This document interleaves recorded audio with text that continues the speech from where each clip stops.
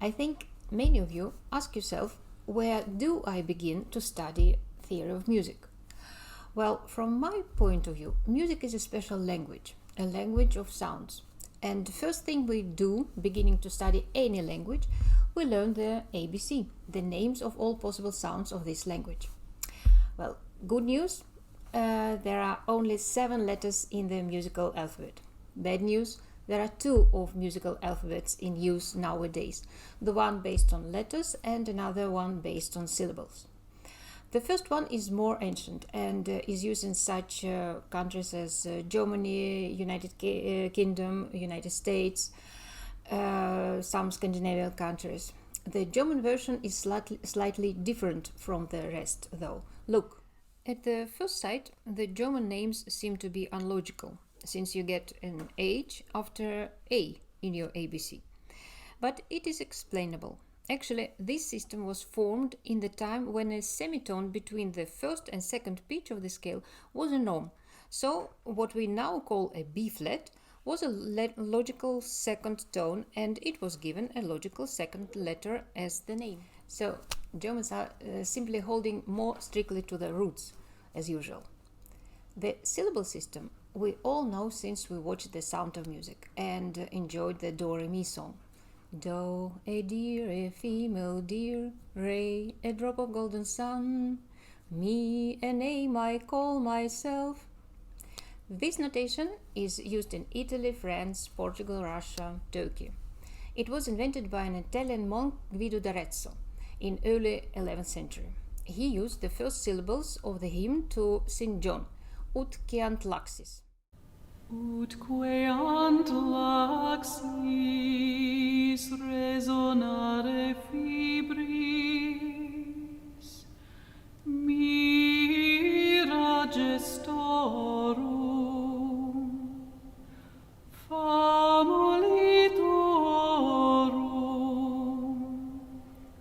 solve polluti,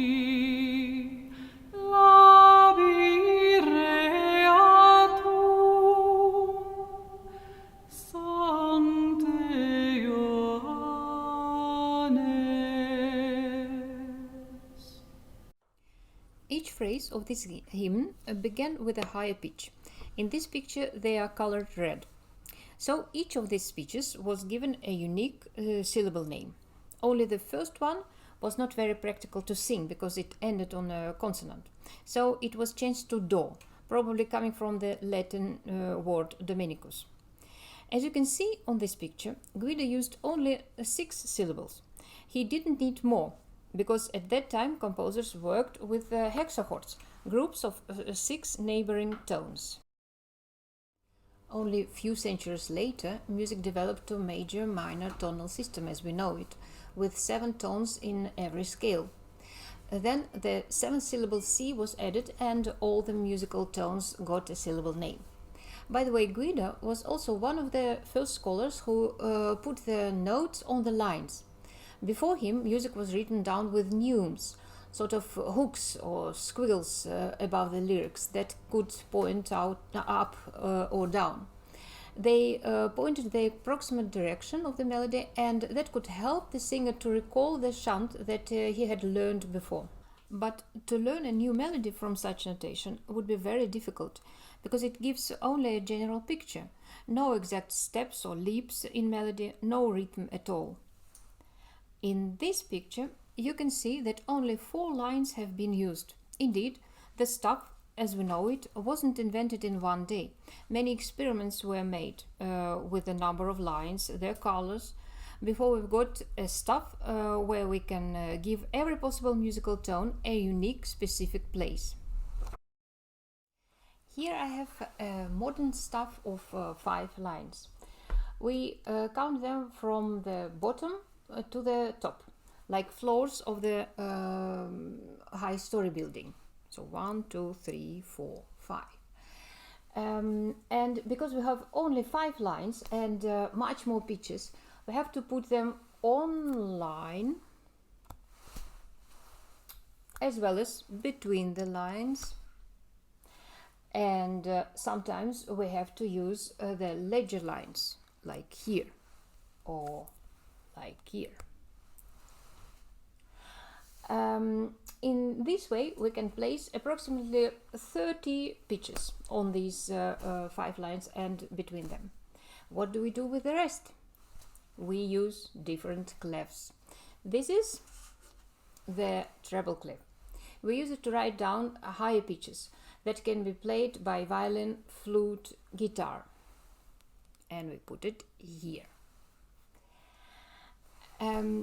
It fixates the G on the second line of the staff, here, just in the curl. So the next tone to G will be A, here, between the lines, and the next one, B, would be here on the third line. Let's see how easily you can recognize the notes. Just name them out loud and try to do it before me, like E, D, C, F, D, G. I hope you've got all the right answers before me. So, this is the G of the treble clef. But for bass guitar, this G is the highest tone possible. Bass guitarists simply don't care about all the notes that we can put higher than this G. So, for the lower tones that are played by double bass, bass guitar or cello, we just change this clef for this one. This is the bass clef, and when I put it at my staff, this note won't be G anymore. It becomes a low B now, because the bass clef fixates this F on the fourth line, precisely between its two dots here. This is the low F. And when we descend 1, 2, 3, 4 steps, we stop at B. Let's review now how quickly you can read notes in the bass clef. Precisely as we did it with the treble clef, name these notes out loud as quickly as possible. F, E, B, B, G. I hope you've managed to give all the right answers before me. It's difficult, though, to do it without practice. Now think of those poor pianists. They have to read notes in both clefs simultaneously. Right hand in treble clef, left hand in the bass. It's like reading in English and French at the same time. These people do deserve our respect. Here you see almost 100 musical tones possible. As we use only 7 letters or syllables to name these tones, we must use them, letters or syllables, several times. So in this picture we can see 8 different C's, 8 different B's, etc. The distance between 2 C's we call an octave. If you've seen my video about intervals, you already know it. If not, I suggest you look for it on my YouTube channel or Patreon. Links are listed below. For convenience, we divide all the musical tones in 8 octaves. This way we can distinguish all the C's from each other. To name them, we again use 2 systems. Scientific pitch notation, also known as American Standard Pitch Notation, is given on this picture with blue letters. The octaves have here numbers, beginning with the lowest one, number 0, and ending up with the highest one, number 8. In this notation, the middle C is called C4. Another notation system is called International Pitch Notation. It was suggested by German scientist Hermann Helmholtz. On this picture, it is printed with red ink. In this system, the octave that begins with the middle C is the first one. To me personally, it seems very logical, because these tones match the human voice most of all, and these tones were the first ones to be used in music. When we go higher from the first octave, or to the right on this picture, we get second, third, fourth, fifth octaves. When we go lower or to the left on this picture, we get small octave, great, contra octave and subcontra octave. But all these numerous pitches make no sense if they are not arranged in a certain system. Only organized tones make music, and only organized in such a way that both composer and listener understand. When you hear for the first time Chinese opera or Tuvan throat singing, it could seem just a noise to you, too rough, too many dissonants. Western music is based on so-called major-minor tonal system. Every piece is composed of a group of tones that match. This group we call tonality. There are two kinds of tonalities, major and minor. Pieces that use tones of the major tonality sound jolly and cheerful, like this.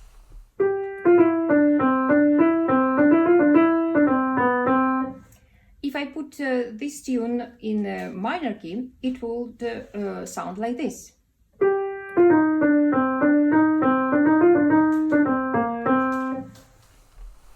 Not very cheerful anymore. Every tonality has the main tone that sounds steady, gives us a feeling of confidence, certainty. This tone is always the last one in the piece. We call it root or the tonic. If we put all the tones of tonality from the root consequently one after another, we get the scale. The distance between two neighboring tones is not always the same. It can be a whole tone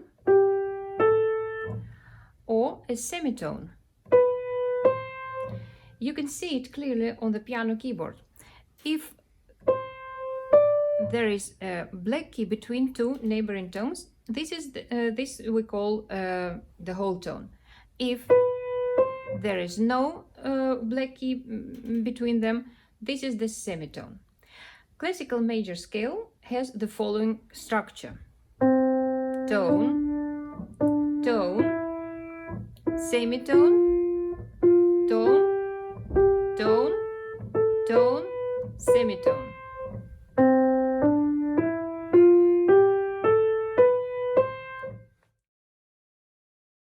Each tone of the scale has its own name, number and function. They all can be divided in stable and active tones. Stable tones, first, third and fifth, give us a feeling of repose. Active, also known as tendency tones, the second, the fourth, sixth and seventh, give us an opposite feeling of agitation. They need to resolve in stable tones, bring an impulse to further development. In other words, we can't stop a melody on an active tone. In the following piece, The Wild Horseman by Robert Schumann, we hear two practically identical sentences at the beginning. Only the first one ends on an active tone B and the second one on the root A. I've marked these notes with two blue pointers. Try to reverse this order and it would make no sense.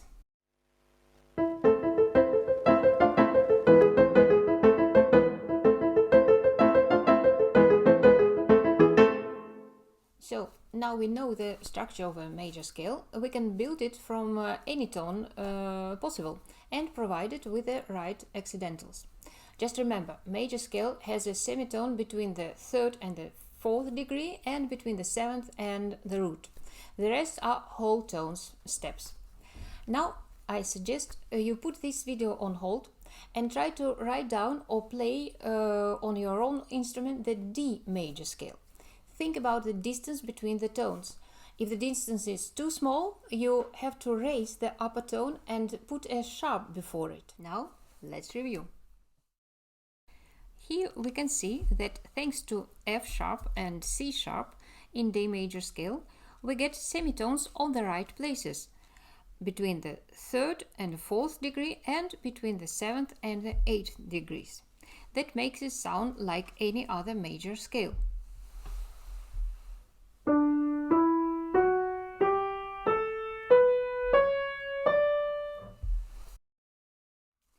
These accidentals that provide the scale its proper structure are always put at the beginning of the musical piece and are called key signature.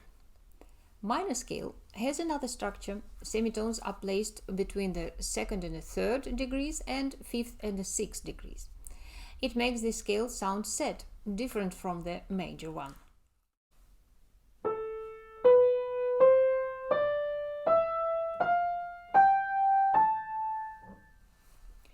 As you can see, degrees, stable and active tones remain the same as in the major scale.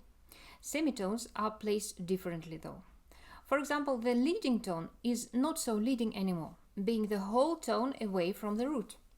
Listen how the final cadence of this minuet would sound in C minor natural, and then compare it with the cadence that Haydn had actually written. He just raised the 7th degree and brought it closer to the root, as in the major scale.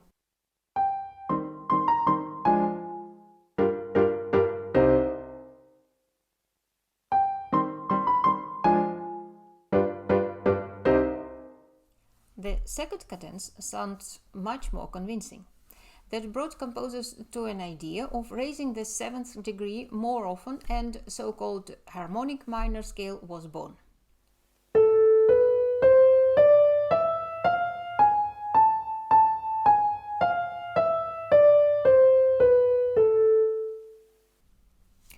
As you can hear, the scale gained some Middle Eastern sound because of augmented second between the 6th and the 7th degree. Sounds beautiful, but not always handy to use. Some melodies sound better without it. So the third form of a minor scale was invented, melodic. It has raised 7th and 6th degrees when ascending and both degrees natural in descending scale.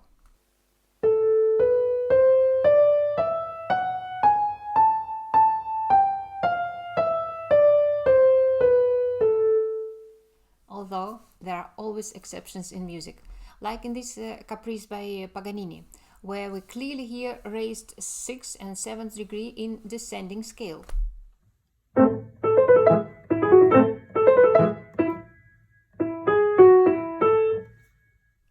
If you found this interesting, you know what to do.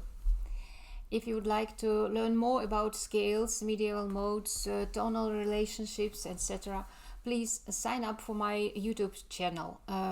These videos will come shortly. Bye bye.